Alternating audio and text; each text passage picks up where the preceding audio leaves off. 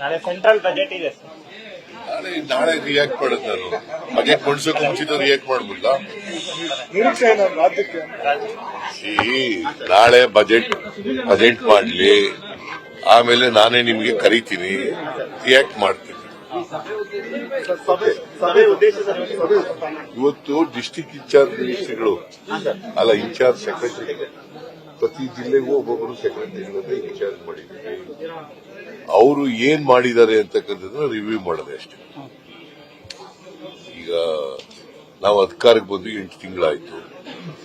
8 ತಿಂಗಳಿಂದ ಎಷ್ಟು ಸಾರಿ ಹೋಗಿದ್ದೀರಿ, ಏನೇನ್ ಮಾಡಿದ್ದೀರಿ, ಯಾವ್ಯಾವ ಏನೇನ್ ಲೋಕ್ ದೋಷಗಳು ಕಂಡಿದ್ದೀರಿ, ಏನೇನು ನೀವು ಅಡ್ವೈಸ್ ಏನ್ ಮಾಡಿದ್ದೀರಿ,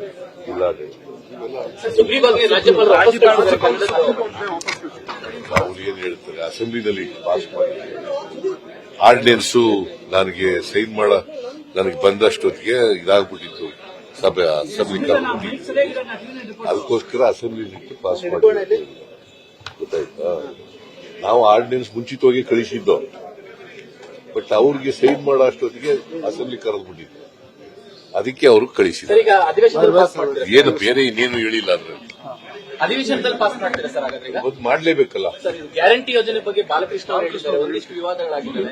ಲೋಕಸಭೆ ಆಗಲೇ ಕಾಂಗ್ರೆಸ್ ಗೆದ್ದಿಲ್ಲ ಅಂದ್ರೆ ಗ್ಯಾರಂಟಿ ಯೋಜನೆಗಳು ರದ್ದಾಗಬಹುದು ಅಂತ ಬಾಲಕೃಷ್ಣ ಅವರು ಹೇಳಿದ್ದಾರೆ.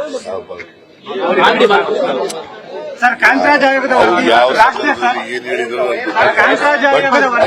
ಯಾವ ಕಾರಣಕ್ಕೂ ಹೊಸ ಅದನ್ನೆಲ್ಲ ಇಂಪ್ಲಿಮೆಂಟ್ ಮಾಡಿ ಪರಿಣಾಮಕಾರಿಯಾಗಿ ಏನಾದ್ರು ದೃಷ್ಟಿಯಿಂದ ಇಟ್ಕೊಂಡು ನಾವಂತೂ ಯಾವ ಕಾರಣಕ್ಕೂ ನಿಲ್ಲಿಸಲ್ಲ, ಗೊತ್ತಾಯ್ತಾ. ಅವು ಮುಂದುವರಿತವೆ. ಇವು ಬಡವರ ಕಾರ್ಯಕ್ರಮಗಳು.